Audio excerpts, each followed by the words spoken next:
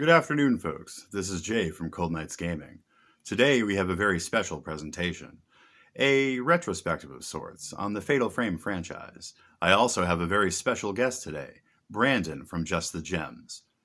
Let's head over to him to see what we can find out about the first two games in the series. Hey there, friends. I'm Branden from Just the Gems. Thank you so much to Cold Nights Gaming for having me on. We're talking about horror games today, and specifically, we're talking about Fatal Frame.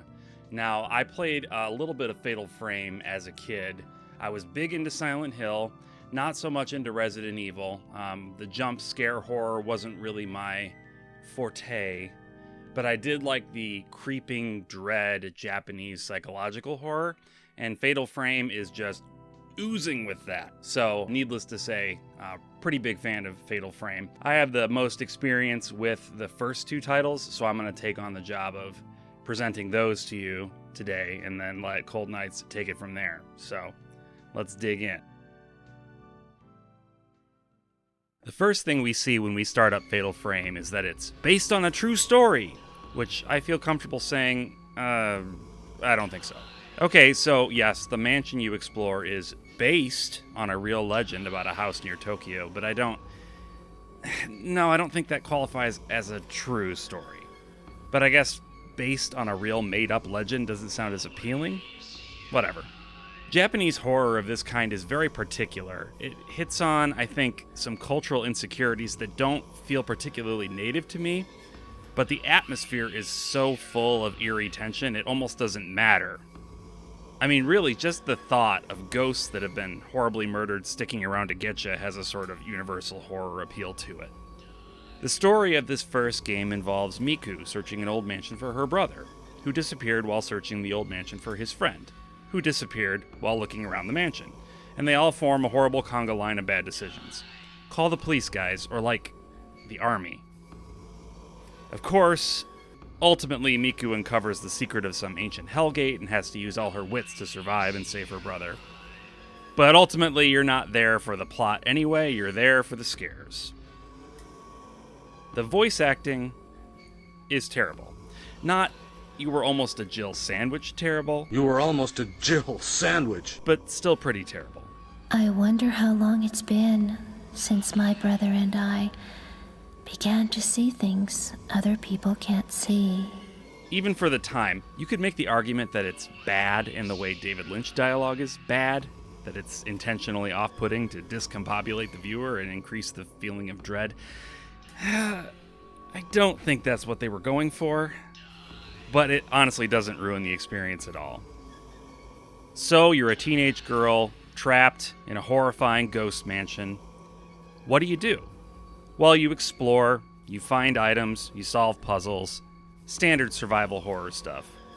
The gameplay is actually one of the biggest differentiators between this series and other survival horror games. You aren't technically a helpless character in these games. You have a camera. But this isn't any old camera. It is an old camera, but it's an old camera that can take pictures of ghosts. And taking their picture hurts them somehow. At least it hurts the aggressive ones. The ghosts you see wandering around the environment don't seem to be particularly affected by it. One of the optional tasks, in fact, that you can take on is snapping quick photos of these ghosts that pop up out of nowhere. I am not good at this. I startle really easily, and I almost always forget to bring the camera up to grab the shot. On the combat side of things, being forced to stare down the barrel of your camera at these horrible ghosts is a pretty effective way of driving up the scare factor. But I'll admit, it does get a little repetitive. Personally, as a horror game player, I'll take the feeling of helplessness and being forced to run away over fighting if I can help it. I'll even admit, and this is hard, in my most recent playthrough of this game a couple of years ago, I gave up near the end and watched a more talented YouTuber finish the game for me. I've never been particularly great at combat and survival horror games, both on the action side and on the resource management side. So by the end of the game, I'd exhausted my healing and camera film resources, and there was basically nothing I could do aside from start over and try to get good. However, I refused to get good at anything, so it was there my journey had to end.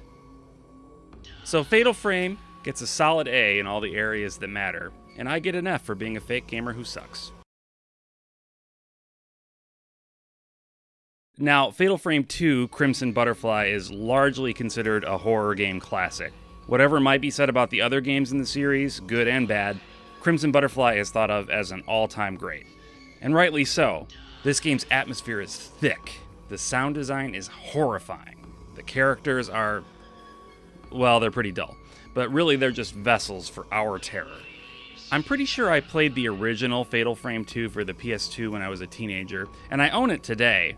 However, when I heard there was an enhanced Wii edition, I knew I couldn't be slumming it with the PS2 version anymore. I'm a connoisseur. Just in general, if there's a definitive edition of a game, I can't play anything but that. I am not a purist by any definition of the word. If the original creator of a game or a movie or a TV show wants to come back years later with an improved version of that thing, I will take it, every time. So the Wii version brings with it a handful of changes, even beyond just the switch to an over-the-shoulder point of view and a decent graphics boost. Now, items in the environment are often invisible until your flashlight's beam passes over them. This is actually a fairly smart way of encouraging you to explore every nook and cranny when your terrified bladder is begging you to just get out of there. Also, picking up items has become almost a mini-game in and of itself, where your character will slowly reach out so long as you hold down the A button. And at any time, a disembodied ghost arm might reach out and grab you, which causes damage. Now, is this a change for the better? Probably not. I mean, it is a little bit annoying to have to do this every single time you want to pick up a stupid healing pot. But it's an interesting way to take an otherwise mundane activity and make it something that keeps you on the edge of your seat. This never came out in America, so the English version that exists was produced only in England. So this game, with its English voiceovers, has led me to a very important conclusion. Video games with Japanese characters should either be in Japanese with English subtitles, or dubbed with British voice actors. I can't explain why that feels right to me, and no, I won't be taking any questions at this time. We used to play here a lot, didn't we? Yeah. It'll all be gone soon. Like I alluded to earlier, the characters aren't very deep here. My first impression of this young woman is that she does not truly understand fear, judging by her walk speed. I mean, I move faster grabbing my glasses off the hall table when the lights are out in my own house than she moves with literal ghosts grabbing at her hair. And despite her horrifying situation, she still finds time to bully her sister. I mean, come on, lady, let's take this seriously, okay?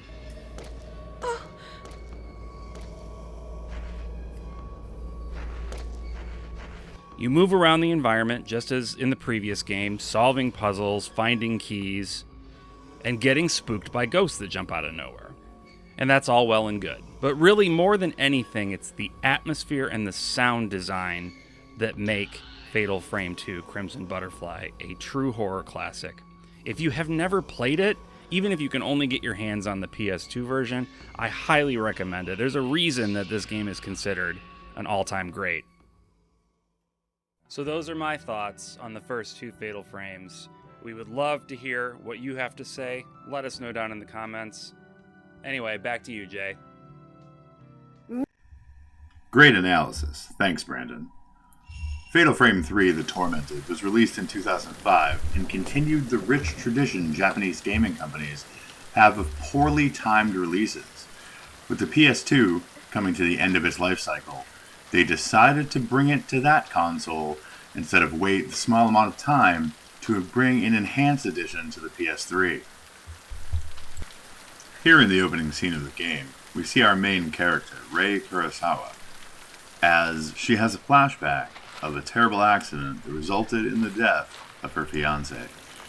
This game focuses heavily on loss and tragedy, how people deal with it, and an unbelievable spiritual process of how things are dealt with so that our world is not overcome by the spirits from the other side. Let's watch as Rei, on a photography job, first sees her dead fiancé in one of her photos and is taken to another world in a scene reminiscent of Silent Hill transitions.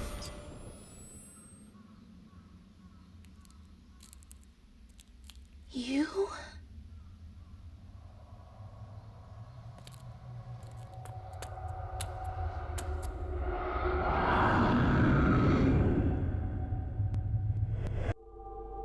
The game is beautifully presented, especially in the scenes where she is in the manner of sleep.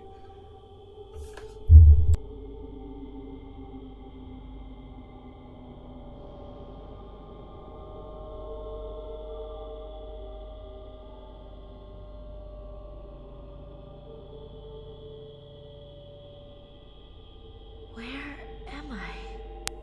This presentation is often bleak and oppressive, and when navigating the narrow hallways of this manor, combined with the tank controls, it definitely adds to that. It's a must to save often at the Blue Lanterns, because the combat can be, we'll say, challenging, as you'll see here. Oh, there's our friends. The game is filled with frightening and awesome scenes that make you want to continue playing for hours. Have you seen him? What? They're behind me, aren't they?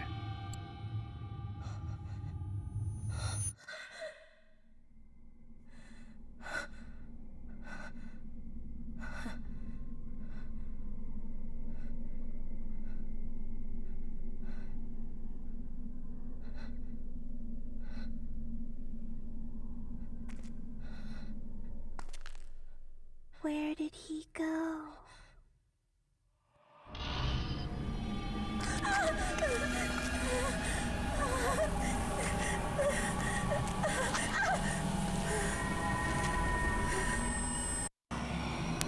I definitely skipped about 2 minutes of frustrating combat. We'll tune in just in time to see the ghost's demise.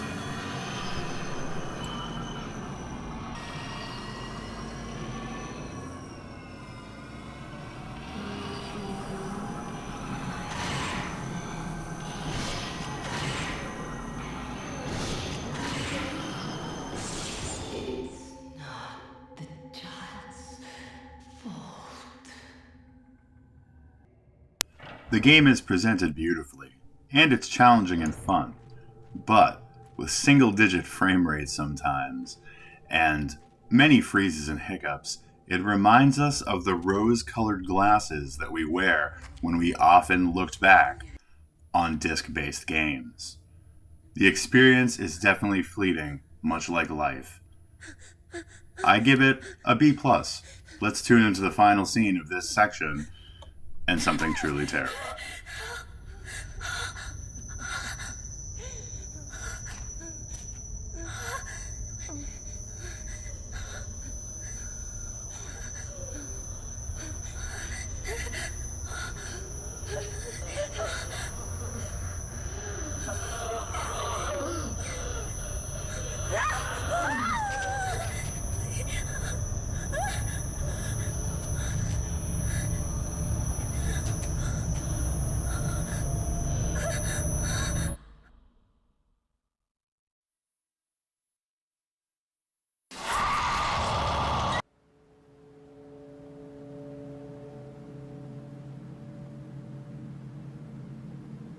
Mount Hikami. A place where many come to take their lives.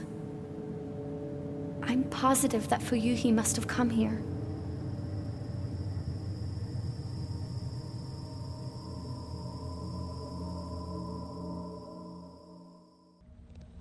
After the disappointing sales of Fatal Frame 3 and the decision not to release Fatal Frame 4 Master of the Lunar Eclipse in North America, Tecmo brings Maiden of Blackwater to the Wii U. The Wii U, as we all know, is a console that struggled in sales and ultimately failed. The game does make great use of the Wii U gamepad, but it is definitely a puzzling decision to re-enter the market through this console. The game is by far the most beautiful and smoothest playing game in the series to date, but be warned, it has heavy dark themes with an emphasis on suicide. If you are triggered by these things, or have experienced them in your life, I would suggest staying far, far away from this game, because the depictions of it are graphic and often.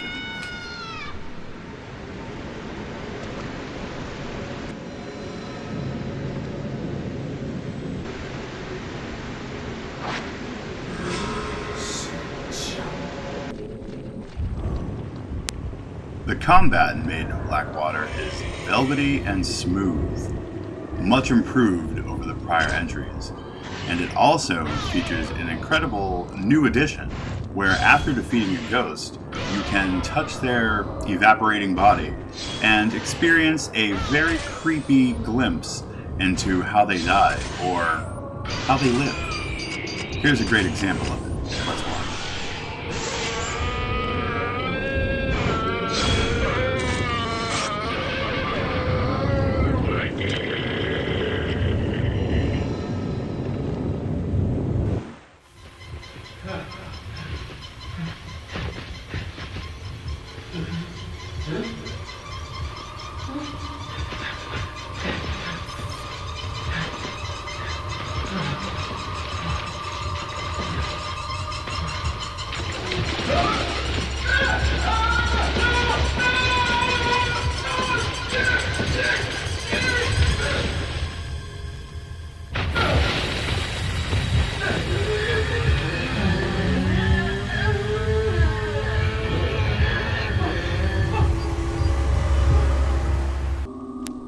I hope you're not creeped out by dolls. The story focuses on the titular Blackwater, which sacrificial shrine maidens kept at bay. After a forbidden and failed love affair, one of the shrine maidens is unable to appropriately complete the ritual. This resulted in the release of the Blackwater on the world. What followed is a true nightmare of madness, murder, and suicide.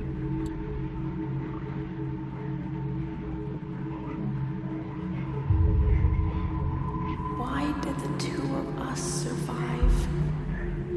We made a promise that we'd all die together.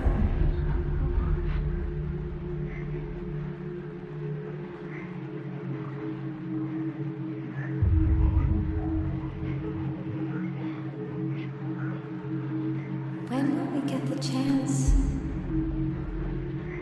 to join the others?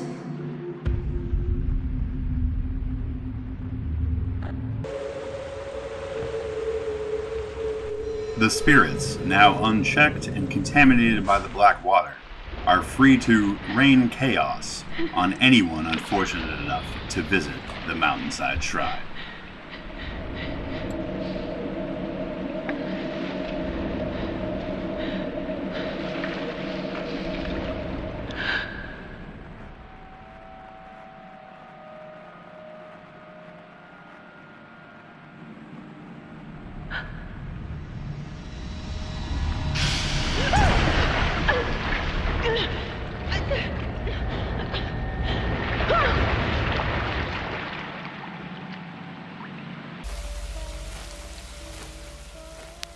The imagery in the game is dark, graphic, and shocking, and is on par with anything that you would find in The Evil Within or Outlast. Let's take a look.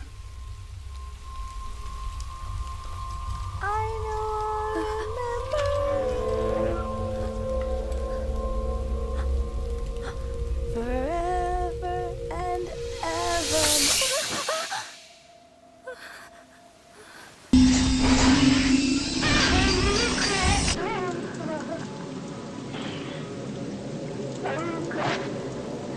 Haruka.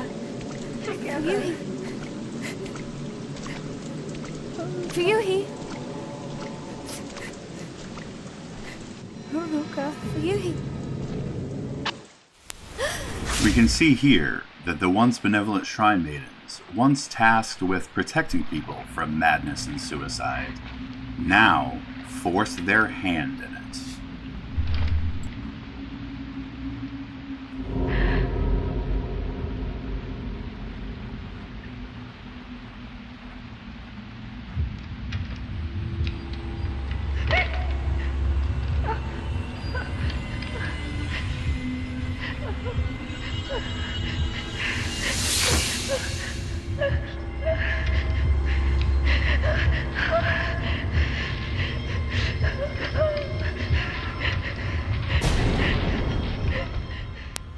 game, despite some backtracking and repetitive gameplay towards the end, is a modern masterpiece in horror.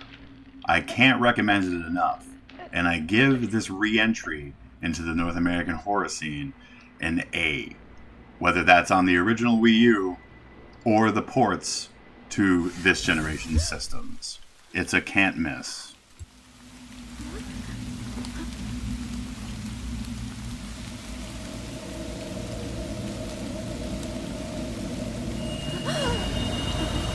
You've seen too much. You cannot leave the mountain. You will dissolve into nothing. In conclusion, we see that Fatal Frame has a long and storied history of wonderful, horrifying survival horror gameplay. I can only hope that when they bring over Mask of the Lunar Eclipse to North America, that they take the care and precision to make it as wonderful as an experience as these games were when we originally played them. As always, thank you for watching, and stay creepy. Wait, what about the hair scene?